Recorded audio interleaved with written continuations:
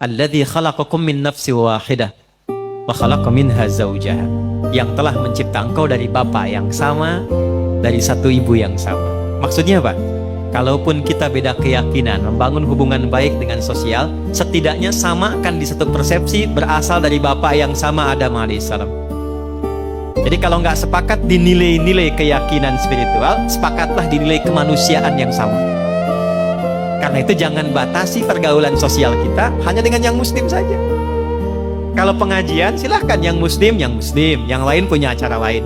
Tapi kalau nilainya sama-sama yang sifatnya sosial, bakti sosial, kegiatan umum, libatkan semua sehingga merasakan kenikmatan yang sama. Minimal kita sepakat dari satu bapak yang sama. Janganlah dia kafir, nggak boleh. Ya? Dia nggak sama keyakinannya, nggak boleh. Tempatkan dalam satu hal yang sama. Bukankah Quran begitu bijak? Bukankah Quran begitu indah?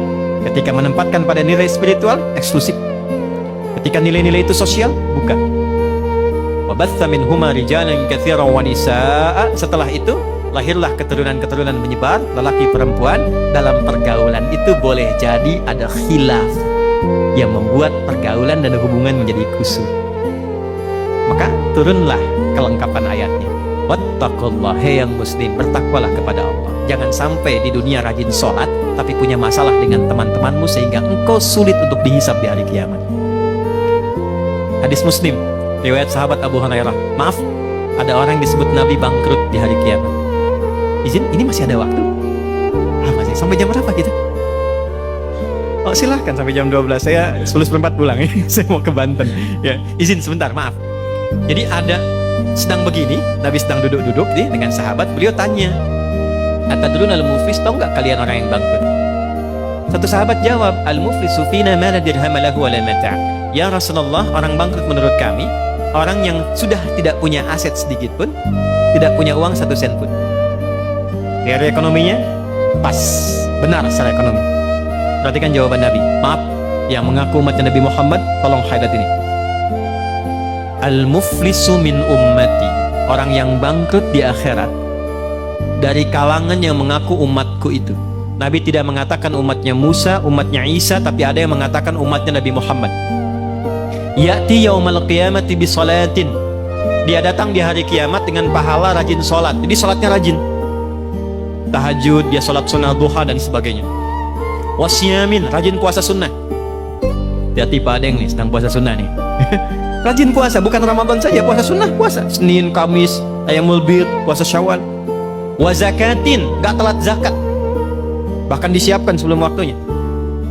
Kemudian dia sholat, dia puasa, zakat, mungkin juga haji dan umrah. Cuma sayang, wa ya'ti qad syatama hadza, tapi lisannya gatal cela orang, senang mencela.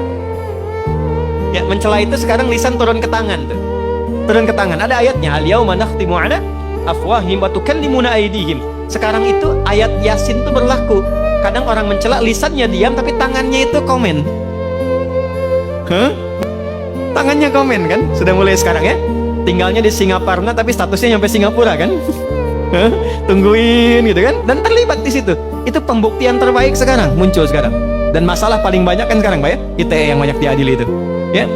Wa qadzafa hadza, suka nuduh dengan bukti yang tidak ada. Maaf, wa daraba hadza, senang berkelahi.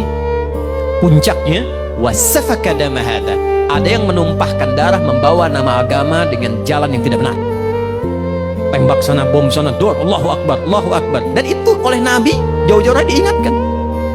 Hati-hati Pak, kalau ada aliran yang sedikit-sedikit lukai orang, menghukumi orang sekenanya, kata Nabi hati-hati. Karena kita itu sudah lengkap sekali aturannya, pakemnya sudah jelas, ya. Jadi saya pernah sampaikan di beberapa kesempatan waktu bom di Jalan Tamrin tuh, izin Pak Dirjen, teman-teman, Bapak Ibu, itu saya sedang di Lampung, luar meledak.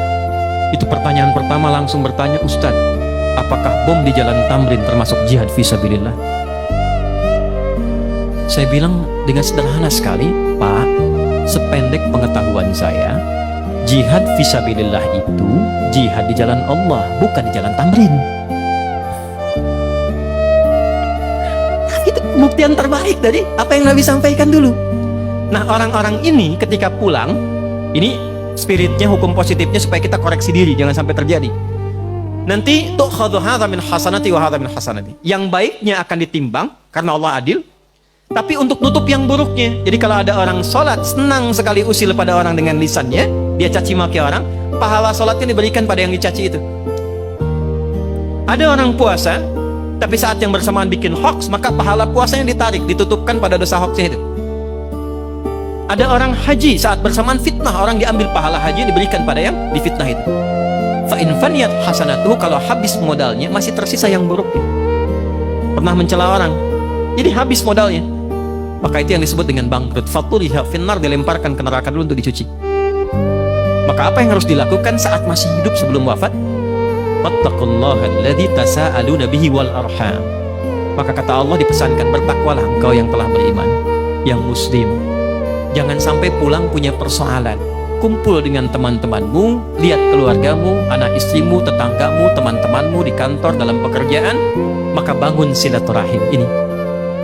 Dan ketika membangun silaturahim itu, ayatnya tidak menggunakan amanu, tapi nas. Karena boleh jadi perilaku yang tidak baik dilakukan itu bukan hanya pada orang Islam, mungkin pada non-muslim juga. Teman-teman yang hadir saat ini atau tersambung hybrid yang non-muslim, ingat ya, kalau ada orang Islam mencela non-muslim pun dia tetap berdosa. Itulah indahnya Islam. Akhlak sosial itu dihitung merata oleh Allah. Jangan dikira selesai, tidak.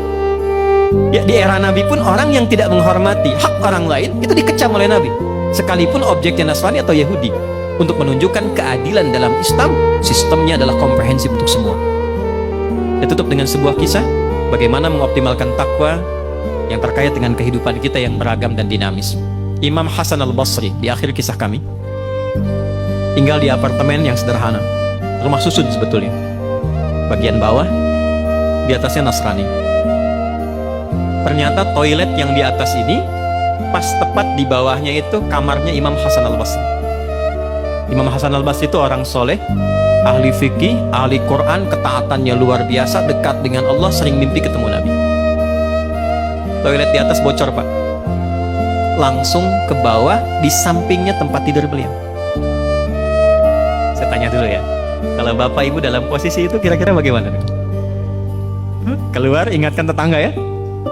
Ini levelnya agak tinggi, ini takwa yang tinggi, yang memang agak sulit menirunya, tapi kita bisa mencari cara lain yang terbaik. Beliau tidak pernah mengingatkan dan menegur tetangganya, tapi mencari solusi untuk menenangkan dirinya. Ambil ember, ditadahi di bawahnya. Setiap kali penuh, buang, ganti lagi, buang, ganti lagi. Ini kisah nyata, satu kali sakit. Nah, sakit tidak keluar, tetangga tahu. Yang Nasrani ini jenguk. Bagaimana ini kisahnya, kok beda keyakinan masih mau jenguk? Kalau tidak membangun hubungan baik, mustahil bisa turun menjenguk. Imam besar loh. Turun ke bawah, dijenguk. Begitu dibuka, akan dipersilahkan masuk kamar. Kaget yang tetangga Nasrani ini, bukan karena sakitnya Imam Hasan, tapi karena bocornya yang di atas yang beliau tahu itu dari tempatnya. Maka saking kagetnya beliau bertanya, "Yal Imam, ma hadza?" Imam, apa ini katanya kan? Jawabnya ringan sekali, "Hadi fajwah." Ini tuh bocor. Ini bocor. Kenapa Anda nggak bilang katanya kan? Apa jawabannya? Kalau saya bisa tangani sendiri, kenapa mesti merepotkan tetangga? Sudah berapa lama ini terjadi? 20 tahun. Tidak pernah diminta masuk Islam, tidak banyak ceramah tentang kemuliaan Islam, tidak pernah meminta masuk Islam lah begini begitu, tidak. Jatuh tersungkur mengatakan asyhadu an la ilaha illallah wa asyhadu anna Muhammadar Rasulullah.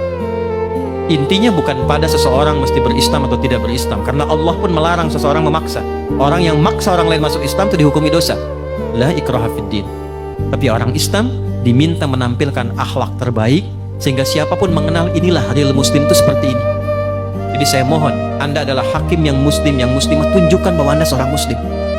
Muslim tidak korupsi, muslim tidak menipu, muslim tidak berdusta, muslim disiplin, muslim sabar, dan muslim berperilaku baik kepada sesamanya.